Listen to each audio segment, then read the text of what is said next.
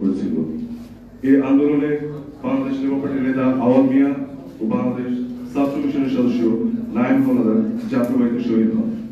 মহান আল্লাহ যেন তাদের শহীদ মর্যাদা ও জান্নাত নসিব করেন। ফ্যাসিস্ট বিতাড়িত করে আমাদের প্রত্যাশা ছিল বিএনপির ভারপ্রাপ্ত চেয়ারম্যান জনাব তারেক রহমানের নেতৃত্বে আমরা একটি গণতান্ত্রিক বাংলাদেশ পাবো, কারণ তিনি একজন সফল রাষ্ট্রপতি শহীদ জিয়াউর রহমানের এবং সফল প্রধানমন্ত্রী বেগম খালেদা জিয়ার সন্তান। পারিবারিকভাবেই তিনি ছোটবেলা থেকে রাষ্ট্র পরিচালনায় প্রত্যক্ষদর্শী। কিন্তু ৮ আগস্টে আমরা দেখলাম সম্পূর্ণ ভিন্ন চিত্র, যা দেশবাসীর কল্পনাতেও ছিল না, এবং অদ্যবধি রাষ্ট্র পরিচালনার ক্ষেত্রে যা দেখা যাচ্ছে তা দেশবাসীর কাছে স্পষ্ট নয়। বর্তমানে ৩ দিক থেকে বাংলাদেশ নামক রাষ্ট্র পরিচালিত হচ্ছে। ডক্টর মোহাম্মদ ইউনূস আপ্রাণ চেষ্টা চালাচ্ছেন দেশের কল্যাণ ও উন্নয়নের জন্য, কিন্তু ফ্যাসিস্ট প্রেসিডেন্ট আপ্রাণ চেষ্টা চালাচ্ছেন বিতাড়িতদের পুনরায় সুসংবদ্ধ করার জন্য। কিছুদিন পরপরই আমরা শুনতে পাই যে সামরিক কূপ হওয়ার কথা। এভাবে একটি রাষ্ট্র চলতে পারে না, যেখানে উপদেষ্টা মণ্ডলী বেষ্টিত আছে আওয়ামী দুরাত্মা দ্বারা। রাষ্ট্রপতি, সেনাবাহিনী, পুলিশ আমরা ফ্যাসিস্ট দ্বারা নিয়োগকৃত।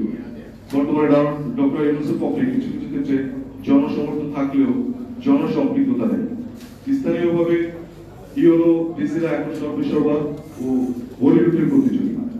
আমাদের কথা নয় নাই করলাম, দেশের অর্থ বিদেশে পাচারে স্বয়ং উপদেষ্টাদের সম্পৃক্ততার প্রমাণ দেশবাসী জানতে পেরেছে। দুর্নীতি বেড়েছে, চিকিৎসা সেবা সহ সেবা খাতগুলো এখন পঙ্গু। এমত অবস্থায় একটি গণতান্ত্রিক সরকার অত্যন্ত জরুরি হয়ে পড়েছে। আমি অন্তর্বর্তী এই সরকারকে শুরু থেকে অনুরোধ করে আসছি, দয়া করে কালক্ষেপণ না করে একটি নির্বাচন দিন। দেশের মানুষ স্বতঃস্ফূর্তভাবে তাদের নাগরিক ভোটাধিকার প্রয়োগের সুযোগ পান।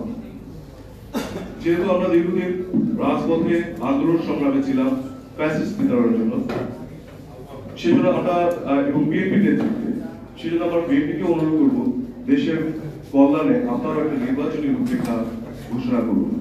যেহেতু অন্যান্য রাজনৈতিক দল আপনাদের সাথে ছিল, তাই দেশ পরিচালনার ক্ষেত্রেও আমরা ঐক্যবদ্ধভাবে আপনাদের সাথে শরিক থাকতে চাই। এই জন্য প্রয়োজন সুস্পষ্ট নির্বাচনী আসন ঘোষণা। আপনারা আসন ঘোষণা করুন, দেখবেন সকল রাজনৈতিক দল আরো স্বতঃস্ফূর্তভাবে আপনাদেরকে সমর্থন দিবে, কারণ দীর্ঘদিন এই রাজনৈতিক দলগুলোই আন্দোলন সংগ্রাম বাস্তবায়নে রাজপথে সাহস ভূমিকা রেখেছে। সরকারের এই মুহূর্তে একটি নির্বাচন অত্যন্ত প্রয়োজনীয়। রাষ্ট্র পরিচালনার প্রয়োজন গণতান্ত্রিক সরকার ও জনমানুষের সম্পৃক্ততা। সকলকে ধন্যবাদ। বাংলাদেশ লেবার পার্টি জিন্দাবাদ। ডাক্তার মোস্তাফিজুর রহমান ইরান জিন্দাবাদ। ধন্যবাদ সংগ্রামী মহাসচিব জনাব খন্দকার মিরাজুল ইসলাম ভাইকে। এর পর্যায়ে বক্তব্য নিয়ে আসবেন বাংলাদেশ লেবার পার্টির অন্যতম ভাইস চেয়ারম্যান অ্যাডভোকেট জোহারা খাতুন জুই। অ্যাডভোকেট জোহারা খাতুন জুই।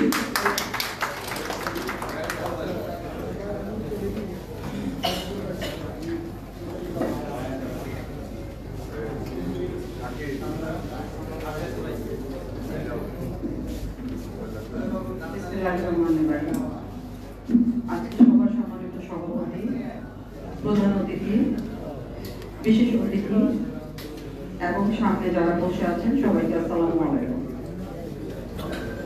আমাদের পূর্ববর্তী বক্তারা অনেক কথাই বলে গেছেন, আমি আর সেগুলো রিপিট করতে চাচ্ছি না। আজকে আমাদের মওলানা মতিনের মৃত্যুবার্ষিকীতে একটা বিষয় এখানে আছে, সেটা হচ্ছে গিয়ে শোষণমুক্ত সমাজ গঠনে মওলানা মতিনের ভূমিকা। 51 বছর আগে মওলানা মতিন সাহেব বাংলাদেশ লেবার পার্টির জন্য যে চিন্তাধারা তৈরি করে গিয়েছিলেন, সেটা প্রত্যেক রাজনৈতিক দলের, প্রত্যেক রাজনৈতিক মতাদর্শের মানুষেরই একটা চাওয়া পাওয়া। আপনারা দেখেছেন জুলাইয়ের এই আন্দোলনের মাধ্যমে আমরা কিন্তু একটা স্বৈরাচারী ফ্যাসিস্ট সরকারের কাছ থেকে, তার শোষণ থেকে মুক্ত হওয়ার জন্যই কিন্তু আমরা আন্দোলন করেছিলাম। অনেকে হতাশ হয়ে গিয়েছেন, আন্দোলন করে আমরা কি পেয়েছি? আমরা আন্দোলন করে বাড়ি গাড়ি করার জন্য আন্দোলন করিনি। আমরা ক্ষমতায় যাওয়ার জন্য আন্দোলন করিনি। আমাদের প্রথম টার্গেট ছিল শেখ হাসিনার মতো একটি ক্ষমতালোভী ব্যক্তিকে এই দেশ থেকে বিতাড়িত করার জন্য, রাজনীতি থেকে তাকে বিতাড়িত করার জন্য আমাদের চেষ্টা ছিল। আমরা সেটাতে কি সফল হয়েছি? অবশ্যই সফল হয়েছি। কারণ শেখ হাসিনার মতো ক্ষমতাবান ব্যক্তি, যে নাকি বলেছিল যে কোনোভাবেই আওয়ামী লীগকে ক্ষমতা থেকে বিতাড়িত করা যাবে না, সে কিন্তু পালিয়ে গিয়েছে। আমাদের সর্বপ্রথম সফলতা সেইখানে, আমাদের আন্দোলনের সফলতা সেইখানে। এখন প্রশ্ন আসছে, সে তো চলে গেছে, মাথা চলে গেছে, শরীর রেখে গেছে। শরীরের প্রত্যেকটা অঙ্গ প্রত্যঙ্গকে আমরা ছিন্ন বিচ্ছিন্ন করে দিব ইনশাআল্লাহ। কারণ আমাদের প্রথম টার্গেট ছিল, আমরা যেটা বলেছি, আপনারা জানেন দীর্ঘ 17 বছর কিন্তু ক্ষমতায় টিকে থাকা একটা মানুষকে বিতাড়িত করা এত সহজ না। একটা প্রক্রিয়ার মাধ্যমে আপনারা যারা হতাশ হয়ে গিয়েছেন আবার জেগে উঠুন। কারণ আপনারা হতাশ হয়ে গেলে আমরা কখনোই সফলতার দ্বার প্রান্তে পৌঁছাতে পারবো না। আপনারা দেখেছেন যেভাবেই হোক, যে আন্দোলনের মাধ্যমেই হোক, আমরা কিন্তু আওয়ামী লীগের রাজনৈতিক কর্মকাণ্ডকে নিষিদ্ধ করতে পেরেছি। আরেকটা সফলতা এসেছে না? এসেছে। আপনারা একটা জিনিস সবসময় খেয়াল করবেন, শক্ত গাছকে কিন্তু ইচ্ছা করলেই হাত দিয়ে টেনে উঠানো যায় না, তাকে কিন্তু খণ্ড খণ্ড করে তার মূল উৎপাদন করতে হয়। আমরাও কিন্তু সেই টার্গেটেই আগাচ্ছি। আপনারা কখনোই হতাশ হবেন না, কারণ হতাশ হয়ে যাওয়া মানেই হচ্ছে থেমে যাওয়া। আমরা থেমে যাওয়ার জন্য কিন্তু রাজনীতিতে আসি না। আমরা আমাদের গণতান্ত্রিক রাষ্ট্র প্রতিষ্ঠা করে, গণতান্ত্রিক সরকারকে ক্ষমতায় বসিয়ে আমরা কিন্তু এই দেশকে পরিচালনা করব, এটাই আমাদের অঙ্গীকার। আপনারা জানেন যে জুলাই আন্দোলনের পর দীর্ঘ 17টি বছর বিএনপি সহ বিভিন্ন রাজনৈতিক দল আমরা কিন্তু ঐক্যবদ্ধ আন্দোলনের মাধ্যমে কিন্তু এগিয়েছি। হ্যাঁ, কিছু জিনিস আছে। জুলাইয়ের আন্দোলনটা ছিল, সফলতাটা ছিল কিছুটা কাজল লেখার গল্পের মতো। সারা শরীরের কাটা বিছানোর উঠিয়ে ফেলার পর যখন চোখের কাটাটা কেউ উঠিয়ে ফেলেছে, তখনই সেটার সফলতার ভাগিদার হয়েছে তারা। আমাদের দেশের এই ছাত্র সমাজের আন্দোলনকে, তাদের অবদানকে আমরা কখনোই অস্বীকার করতে চাই না। তারা আমাদের সাথে সম্পৃক্ত থেকে আন্দোলনের একটা সফলতা অর্জন করতে আমরা পেরেছি।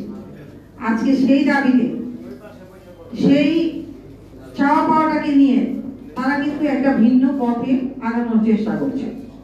আমার ছাত্র ভাইদেরকে আমি মনে করিয়ে দিতে চাই, এই 17 বছর আপনারা যারা এখন আন্দোলন করছেন, জুলাইয়ের আন্দোলনে যারা ছিলেন, আপনাদের বয়স খুব বেশি না, 23, 24, 25।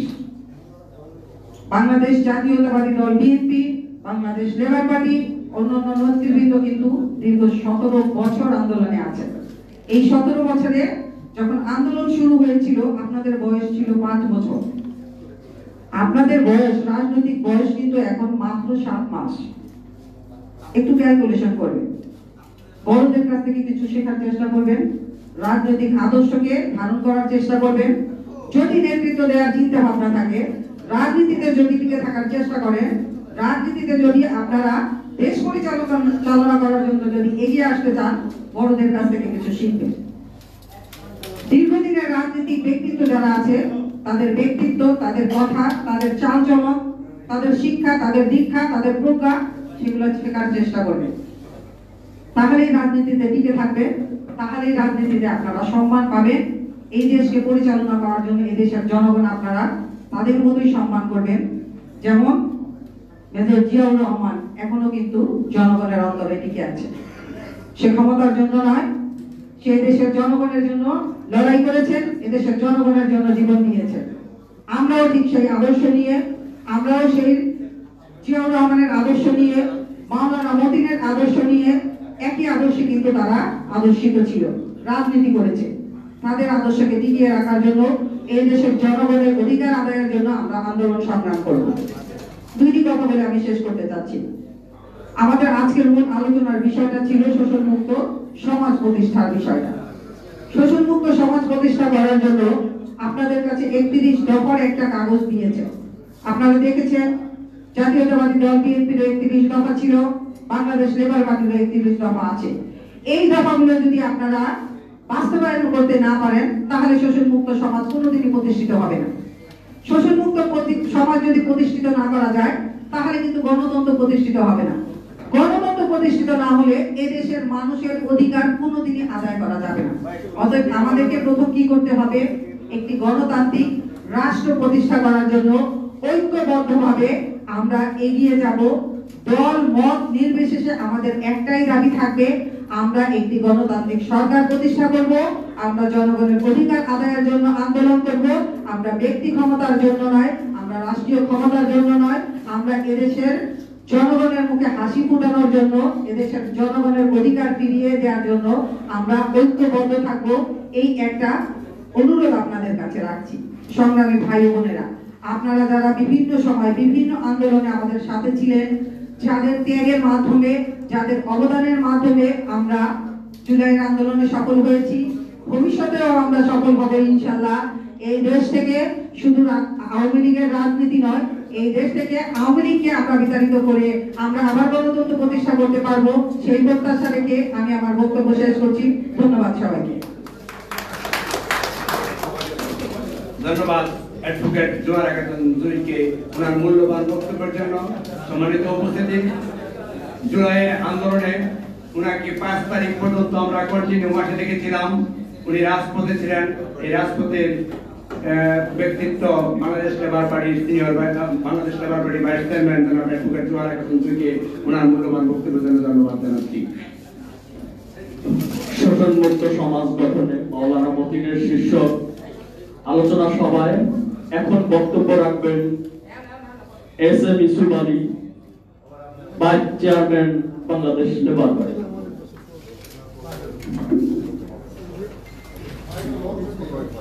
বাংলাদেশ লেবার পার্টির প্রতিষ্ঠাতা মাওলানা মতিনের 29তম মৃত্যুবার্ষিকী শোষণ মুক্ত সমাজ গঠনে মাওলানা মতিনের ভূমিকা শীর্ষক আলোচনা সভায় অনুষ্ঠানের সম্মানিত সভাপতি বাংলাদেশ লেবার পার্টির সংগ্রামী চেয়ারম্যান ডাক্তার মুস্তাফিজুর রহমান ইয়ান, মঞ্চে উপবিষ্ট আজকের অনুষ্ঠানের প্রধান অতিথি বীর মুক্তিযোদ্ধা প্রখ্যাত শ্রমিক নেতা জনাব নজরুল ইসলাম খান, মঞ্চে উপবিষ্ট আজকের অনুষ্ঠানের প্রধান আলোচক জননেতা জনাব জালালউদ্দিন ফারুক ভাই, উপস্থিত আজকের অনুষ্ঠানের বিশেষ অতিথি জনাব নাজিমউদ্দিন আলম, ডাকসুর সাবেক এজিএস এবং উপস্থিত সুধীমণ্ডলী, সবাইকে বাংলাদেশ লেবার পার্টি ঢাকা মহানগরীর পক্ষ থেকে শুভেচ্ছা জানাচ্ছি। আসসালামু আলাইকুম ওয়া রাহমাতুল্লাহি ওয়া বারাকাতুহু। সম্মানিত উপস্থিতি, আমি একটি কথা বলার জন্য মূলত দাঁড়িয়েছি। জনাব মাওলানা আব্দুল মতিন একটি নাম। মাওলানা আব্দুল মতিন স্বাধীনতা মুক্তিযুদ্ধের একজন সক্রিয় সংগঠক। মাওলানা আব্দুল মতিন স্বাধীন বাংলাদেশের প্রথম শোষণ মুক্ত সমাজ গড়ার জন্য জানটা হাতে নিয়েছিলেন। বাংলাদেশ শ্রমিক লীগের মহানগর সভাপতি থেকে পদত্যাগ করে উনি জাসদের সাথে সম্পৃক্ত হয়েছিলেন স্বাধীন বাংলাদেশে। তারপর 1974 সনে গঠন করেছিলেন বাংলাদেশ লেবার পার্টি শোষণ মুক্ত সমাজ গঠন করার জন্য। সম্মানিত উপস্থিতি, মাওলানা আব্দুল মতিন লেবার পার্টি নিয়ে যখন এগিয়ে যাচ্ছিলেন তখন স্বল্প সময়ের মধ্যে যে বাংলাদেশের সকল রাজনৈতিক দলকে নিষিদ্ধ করে শেখ মুজিব গঠন করেছিলেন বাকশাল। সেই বাকশালে যাত্রা করলে লেবার পার্টি বিলীন হয়ে গিয়েছিল, বন্ধ হয়ে গিয়েছিল।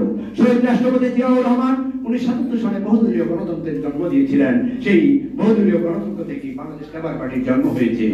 সম্মানিত উপস্থিতি, তিল তিল করে গড়ে তোলা এই সংগঠনটি এই মুহূর্তে ডক্টর মুস্তাফিজুর রহমান ইরানের নেতৃত্বে ঐক্যবদ্ধভাবে মাঠে ময়দানে আছেন। আমি বাংলাদেশ লেবার পার্টির মাওলানা মতিনের কর্মজীবনের সংক্ষিপ্ত আকারে কিছু বলার চেষ্টা করেছি। তারপর আমি বর্তমান সমাজ ব্যবস্থায় দুটি কথা না বলে পারছি না। বর্তমান যে উপদেষ্টা পরিষদ আছে, যে এটার প্রধান, ওনাকে আমরা ছোট করছি না, কিন্তু উনি যে কাজগুলি করছেন, উনি কতটুকু ভালো করছেন এই ব্যাপারে আমি একটি কথা বলে যাই। উনি ক্ষমতায় বসে উনি একটি গ্রামীণ বিশ্ববিদ্যালয় প্রতিষ্ঠা করেছেন, ঘোষণা দিয়েছেন। 12 সালে নাকি উনি শুরু করেছেন, কিন্তু শেখ হাসিনার 15 বছরে বাংলাদেশে অনেক শিক্ষা প্রতিষ্ঠান হয়েছে যা শেখ হাসিনা অনুমোদন দেননি, শুধুমাত্র বিরোধী মতের লোকজন প্রতিষ্ঠা করার কারণে। আপনি তো সেগুলি আগে প্রতিষ্ঠা করবেন, সেগুলির আগে অনুমোদন দিবেন, না দিয়ে নিজের জন্য একটি প্রতিষ্ঠান করেছেন। আপনাকে আহ্বান জানাবো, বিরোধী মতের যারা শেখ হাসিনার আমলে কোনো প্রতিষ্ঠান পায়নি, যারা প্রতিষ্ঠানগুলি পরিচালনা করছে, সেগুলি আগে প্রতিষ্ঠান অনুমোদন দেন। সম্মানিত উপস্থিতি, আমি আমার বক্তব্য দীর্ঘায়িত করব না। সবাইকে সর্বশেষ ধন্যবাদ জানিয়ে আমি আমার বক্তব্য এখানে শেষ করছি। আসসালামু আলাইকুম ওয়া রাহমাতুল্লাহি ওয়া বারাকাতুহু। এই পর্যায়ে বক্তব্য নিয়ে আসবেন বাংলাদেশ মুসলিম লীগের মহাসচিব জনাব মোহাম্মদ আবুল খায়ের। জনাব মোহাম্মদ আবুল খায়ের, কাজী মোহাম্মদ আবুল খায়ের।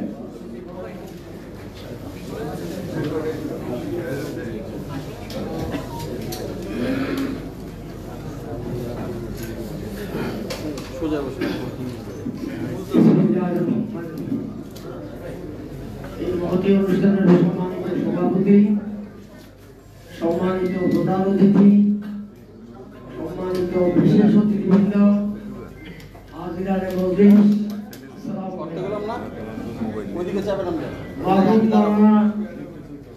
আব্দুল মতিনের এই স্মরণ সভায় আমি আমার বক্তব্যের ভারতে তার বিদায়ী আপনার প্রতি গভীর শ্রদ্ধা নিবেদন করছি। আমি পরম করুণাময় আল্লাহর কাছে তার নসিব করার জন্য দোয়া করছি। প্রিয় ভাইয়েরা, আমি আজ থেকে ধরেন প্রায় 40 বছর আগে কথা বলছি, বা 50।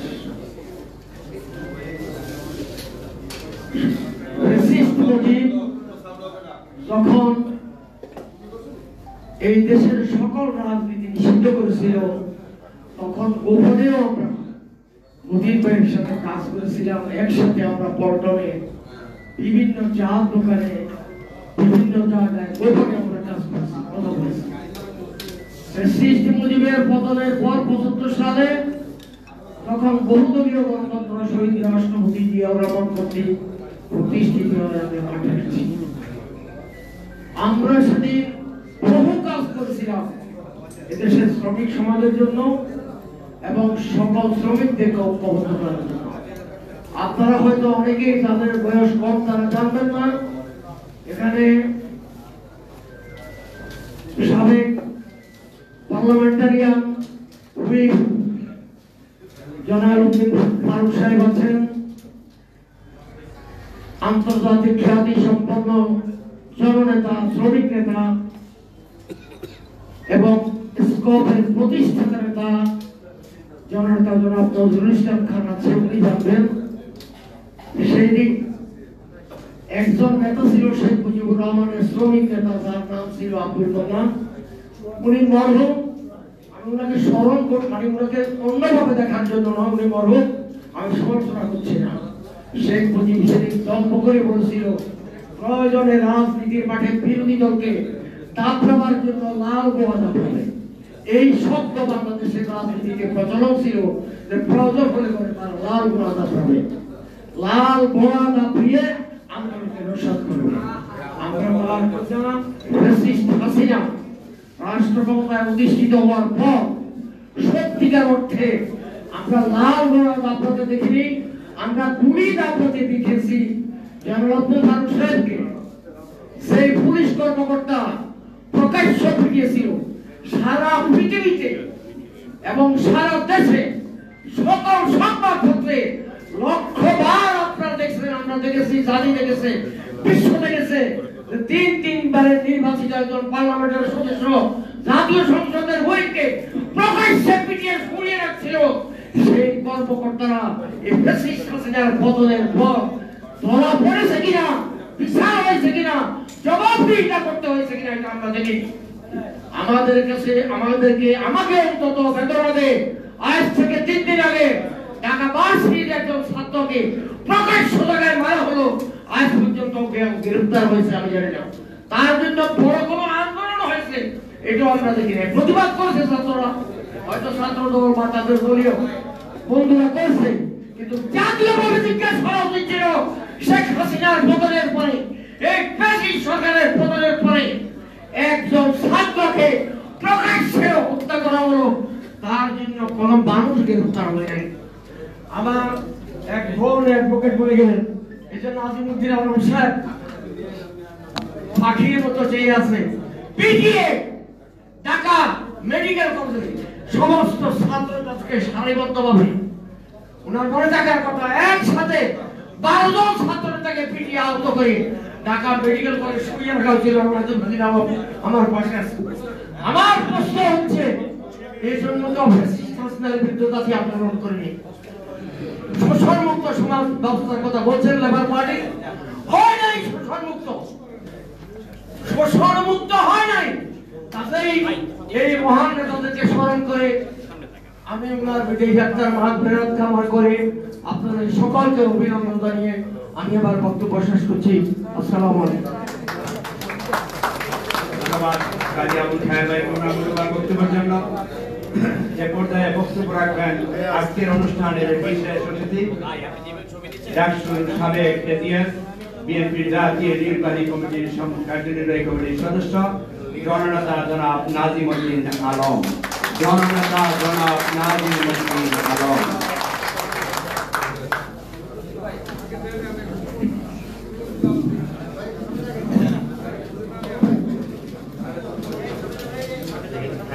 बिस्मिल्लाहिर्रहमानिर्रहीम। लेबर पार्टी आयोजित लेबर पार्टी प्रतिष्ठाता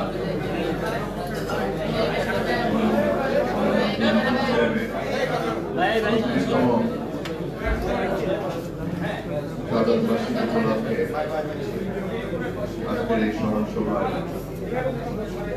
সম্মানিত সভাপতি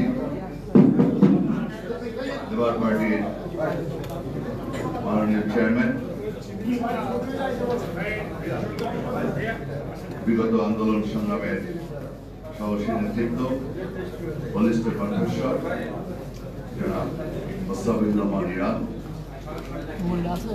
আজকে এই অনুষ্ঠানে প্রধান অতিথি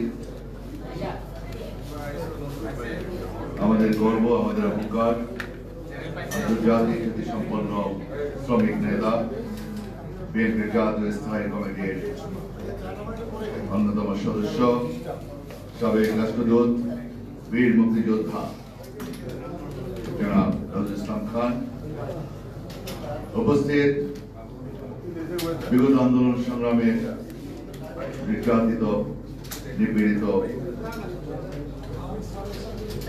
সংগ্রামী জননেতা বারবার নির্বাচিত সেনবাগ থেকে মাননীয় এমপি সাবেক চিফ হুইপ বিএনপি চেয়ারপারসনের মাননীয় উপদেষ্টা জনাব ফারুক এবং মঞ্চ উপবিষ্ট আমন্ত্রিত অতিথিবৃন্দ, বিশেষ অতিথিবৃন্দ, সম্মানিত সুধীমণ্ডলী, সম্মানিত সাংবাদিকবৃন্দ, উপস্থিত সবাইকে আমার আন্তরিক সালাম।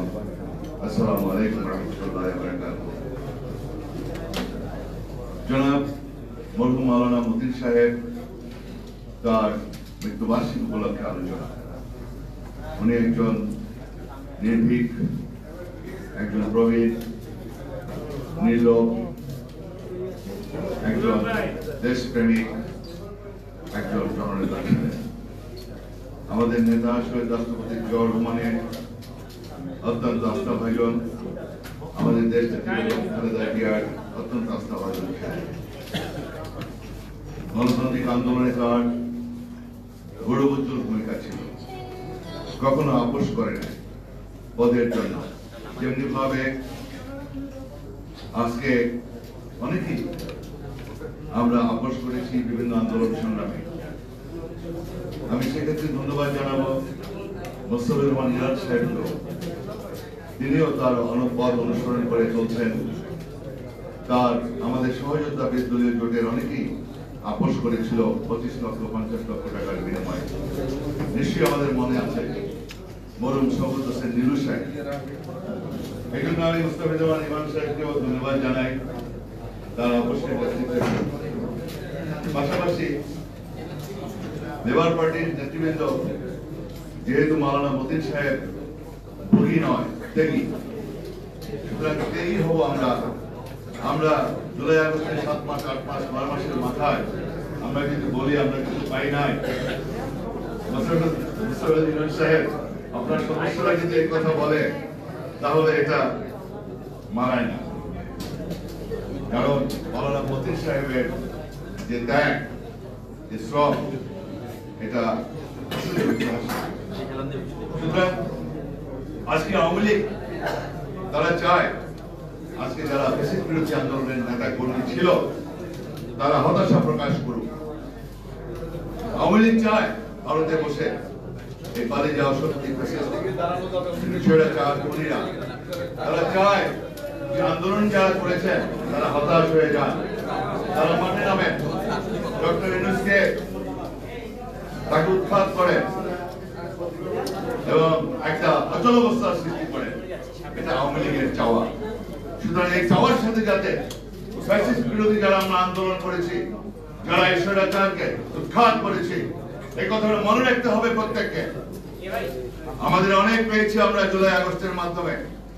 এদেশের ছাত্র সমাজ সামনে থেকেছে, আমাদের সকল রাজনৈতিক দল, এই লেবার পার্টি, মোস্তফা মিরান সাহেব অনেকবার প্রেস ক্লাবে, বিভিন্ন সভা সমিতিতে, জনসভায় একই কথা বলেছেন, ফ্যাসিস্টকে বিদায় করতে হবে। লেবার পার্টির নেতা কর্মীদেরকে মনে রাখতে হবে, পাশাপাশি শেখ হাসিনার বিরুদ্ধে যারা লড়াই করেছে রাজপথে, বিএনপি, জামাত, হেফাজত, এদেশের ছাত্র সমাজ, নতুন গঠিত এনসিপি, প্রত্যেককে মনে রাখতে হবে যদি আমরা কেউ বিভক্ত হই, যেটা আওয়ামী লীগ চায়, ভারত চায় যে আমাদের ভিতরে বিভক্তি আসুক এবং সেখানে আওয়ামী লীগ ফাঁক দিয়ে ঢুকে যাবে। আমাদের মনে রাখতে হবে আজকে ছাত্র সমাজ, এনসিপি, আমাদের প্রধান উপদেষ্টা যারা সেখানে উপদেষ্টার আশেপাশে কোনো মিছিল মিটিং করা নিষিদ্ধ, কিন্তু আইন প্রয়োগকারী সংস্থাকে কেন তাদেরকে ঢুকতে দেওয়া হয়? এবং এনসিপিকেও বুঝতে হবে আমরা ব্যারিকেড ভাঙবো না, আমরা এই সরকারকে সহযোগিতা করতে চাই। যদি আমরা ব্যারিকেড ভাঙি তাহলে অন্যান্য রাজনৈতিক দল তারাও ব্যারিকেড ভাঙবে। সুতরাং আমরা আইনের প্রতি শ্রদ্ধাশীল থাকি, আমরা এই সরকারকে সহযোগিতা করতে চাই। আমাদের মনে রাখতে হবে আজকে জগন্নাথ বিশ্ববিদ্যালয় তারা দাবি নিয়ে গিয়েছে, এনসিপি যখন আপনার প্রধান উপদেষ্টার বাড়ির দরজায় যাবে তখন জগন্নাথ বিশ্ববিদ্যালয় যদি না যেতে পারে তখন তাদের ভিতরে আফসোস থাকবে, কেন সেটা গেল, আমরা কেন যাব না। সুতরাং এখানে কোনো বৈষম্য থাকবে না। আমরা আশা করব সরকার দায়িত্বশীল ভূমিকা রাখবে এবং এনসিপি আমরা তাদেরকে স্বাগত জানাই। এদেশের বিগত আন্দোলন সংগ্রামে এদেশের ছাত্র সমাজ ঝাঁপিয়ে পড়েছে, বিগত সকল আন্দোলনে এদেশের ছাত্র সমাজ অগ্রভাগে ছিল। 52, 69, 71, 1990 এবং সর্বোপরি এই জুলাই আগস্ট এই আন্দোলনে ছাত্রদের অত্যন্ত গৌরবোজ্জ্বল ভূমিকা ছিল। আমরা সালাম জানাই, আমরা শ্রদ্ধা জানাই, আমরা চাই এই ছাত্র সমাজ আগামী দিনে নেতৃত্ব দিবে, আগামী দিনে পার্লামেন্টে আসবে, মন্ত্রী পরিষদে থাকবে। আমরা সেটাই আশা করব এবং সেটা ঠান্ডা মাথায় আগাতে হবে, মাথা গরম করলে চলবে না। তাদেরকে বুঝতে হবে, এনসিপি কে বুঝতে হবে আমাদের সকলের মুরব্বী আছে, এককভাবে কেউ এই ফ্যাসিস্ট সরকারকে বিদায় করে নাই। বাংলাদেশ জাতীয়তাবাদী দল সবচেয়ে বৃহত্তম রাজনৈতিক দল, এই দল সামনে ছিল জামাত, হেফাজত এবং অন্যান্য রাজনৈতিক দল, লেবার পার্টি সহ সকল রাজনৈতিক দল এই ছাত্র সমাজের সাথে ছিল, যার ফলে আমরা এই ফ্যাসিস্ট, এই খুনি, এই স্বৈরাচার হিন্দুস্তানের দালালদেরকে আমরা বিদায় করতে সক্ষম হয়েছি। এবং আমাদেরকে মনে রাখতে হবে, আমাদেরকে ইউনিটি থাকতে হবে। আমরা যেন হটকারিতা না করে আজকে কারা বলে বিএনপি কে ভুয়া, কেন ভুয়া বলা হচ্ছে? বিএনপি কে ভুয়া বলা হচ্ছে শাহবাগে দাঁড়িয়ে কেন জাতীয় সঙ্গীত বন্ধ করা হবে? এদেশের 71 আমাদের বেস লাইন, আমাদের অস্তিত্ব, আমাদের প্রথম, আমাদের মুক্তিযুদ্ধ, এই যুদ্ধকে অস্বীকার করা যাবে না, জাতীয় সঙ্গীতকে অপমান করা যাবে না এবং আমাদের স্বাধীনতা যুদ্ধ, মুক্তিযুদ্ধ 71 করলে চলবে না। অবশ্যই 71 আমাদের মূল ভিত্তি, এটা মনে রাখতে হবে। সুতরাং কেউ যেন হটকারিতা করে আমাদের ভিতরে বিভক্তি সৃষ্টি না করে। আমরা চাই ডক্টর ইউনূস খানের নেতৃত্বে একটি সফল একটি নির্বাচন আমাদের প্রত্যাশা, আমাদের সকলের প্রত্যাশা। কারণ যেকোনো আপনার শোষণমুক্ত সমাজ বলেন, গণতন্ত্র বলেন, সেটার উত্তরণের জন্য একমাত্র বিকল্প পথ বিশ্বের সব জায়গায় প্রমাণিত একমাত্র একটি সুষ্ঠু আবাদ নিরপেক্ষ নির্বাচন। এই নির্বাচন চাওয়াটা অন্যায় নয় এবং এই নির্বাচনের মধ্য দিয়ে গণতন্ত্র প্রতিষ্ঠিত হতে পারে, সুশাসন তৈরি হতে পারে। আমরা ফ্যাসিস্ট, স্বৈরাচার, তাদের কাছ থেকে আমরা শিক্ষা গ্রহণ করি, আমরা আর ফ্যাসিস্ট হব না।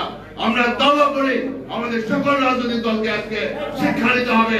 জুলাই আগস্টের আন্দোলন, জুলাই আগস্টের স্পিড, সেই স্পিড থেকে আমাদেরকে শিক্ষা নিয়ে আগামী দিনে এগিয়ে যেতে হবে।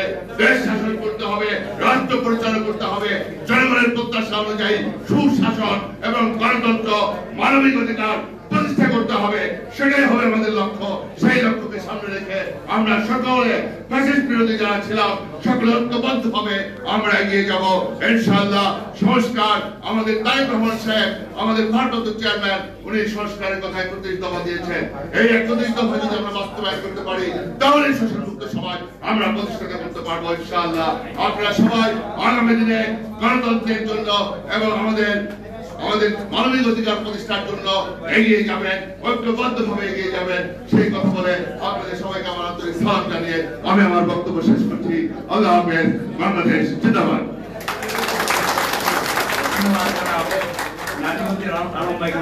বক্তব্যের জন্য এ পর্যায়ে বক্তব্য নিয়ে আসছেন সাবেক চিফ হুইপ, বিএনপির চেয়ারপারসনের উপদেষ্টা, বীর মুক্তিযোদ্ধা জনাব জননেতা জনাব জয়নাল ফারুক ভাই, জননেতা জনাব জয়নাল ফারুক ভাই।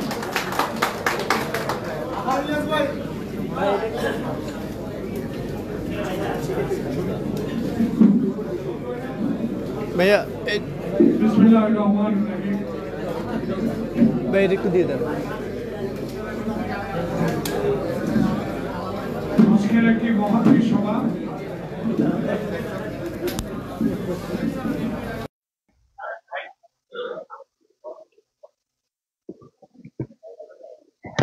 দয়া করে স্মৃতি সভা, স্মরণ সভা, সংবাদ সংগ্রহ যারা করেন তারা তো একটু কথা বলতেই হবে। আমরা যারা বসে আছি, যারা মাওলানা আব্দুল মতিনকে আজকে তার 29তম মৃত্যুবার্ষিকীতে স্মরণ করতে এসেছি, যিনি আজকের এই সভায় সভাপতিত্ব করছেন বাংলাদেশের চলমান রাজনৈতিক সংকট উত্তরণে যে ব্যক্তিটি আমার চোখে না, বাংলাদেশে যারা গণতান্ত্রিক আন্দোলন করেছেন, যারা বাংলাদেশের স্বৈরাচার বিরোধী আন্দোলন করেছেন, সবাই সেই মানুষটি আমাদের সাথে সংগ্রামে গণতান্ত্রিক শক্তির পক্ষে কাজ করেছেন, ডক্টর মোস্তাফিজুর রহমান, যাকে আজকে যে ব্যক্তিটিকে এখানে দুটি কথা বলার জন্য, মাওলানা আব্দুল মতিনকে স্মরণ করার জন্য প্রধান অতিথি হিসাবে আমন্ত্রণ জানিয়েছেন, এবং আমি মনে করি বাংলাদেশের প্রতিটি রাজনীতি, বর্তমান চলমান রাজনৈতিক সংকট উত্তরণে যে ব্যক্তিটির মহৎ উপদেশ, বক্তব্য আমাদেরকে অনুপ্রাণিত করে, যাকে আমি আজকে দেখি নাই, আজকেও ছিলেন, যিনি মুক্তিযুদ্ধে আমার চোখে দেখা একজন বীর আপসী ব্যক্তি। আমরা সহযোগী হিসাবে ছিলাম, খালি পায়ে যুদ্ধ করে যে দেশ স্বাধীন করেছে, যারা এক সময়ে 16টি বছর এই যুদ্ধের পক্ষে কথা বলে যুদ্ধে অংশগ্রহণ করেন, তাদের বিরুদ্ধে যে ব্যক্তিটি কথা বলেছেন, শুধু রাজনীতি নয়, পেশাগত দক্ষতা, শ্রমিক আন্দোলনে যে ব্যক্তিটি আমাদেরকে উৎসাহ দিলেন, আন্তর্জাতিক খ্যাতি সম্পন্ন নয়, সে কারণে দেশনেত্রী বেগম খালেদা জিয়া তাকে সম্মানিত করেছে বিদেশে রাষ্ট্র দিয়েছে। আমি হতভাগা একজন রাজনৈতিক কর্মী, আমার খুবই প্রিয় লোক, এই জন্য আমি এতে 2 মিনিট বেশি কথা বলেছি। কেউ কিছু মনে করবে, আমি সবচেয়ে বেশি আমার প্রিয় লোক এটাও মানুষের পক্ষে সততার দিকে উজ্জ্বল নক্ষত্র দিয়ে রেখেছেন যে লোক। আমার বন্ধু বয়সে ছোট হলো, আন্দোলন সংগ্রামে গভূত, গাবতলীতে রেখেছি রক্তাক্ত অবস্থা, সেই স্মৃতিটুকু আমার মনে পড়ে। সেদিন আমি ছিলাম উত্তরার সেই ফ্লাইওভারের নিচে, আমি আর তিনি মঈন খানকে কিভাবে গ্রেপ্তার করা হয়েছে, আমাদেরকে কিভাবে সাউন্ড গ্রেনেড দিয়ে টিয়ার গ্যাস শেল মেরে গুলি করে তাড়িয়ে দিয়েছিল, সেই স্মৃতির কথা মনে হয়। সেই আলম আমাদের দক্ষ ছাত্র।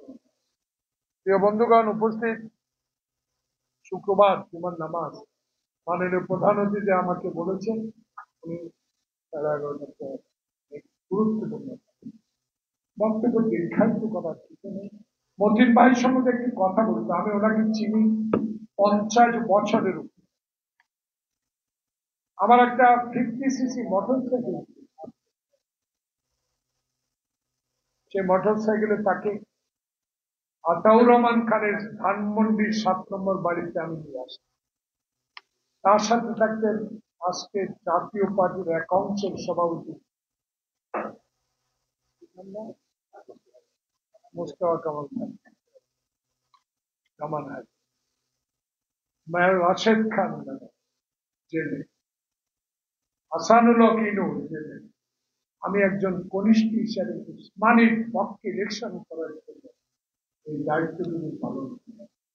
সেই মতিন সাহেবের কথা এই জন্য আজকে আমি আসলাম। আপনারা জানেন বিজিএম এর ইলেকশন 31 তারিখ। আমরা অতীতের এই জঞ্জাল মুক্ত একটি বিজিএমই তৈরি করার জন্য,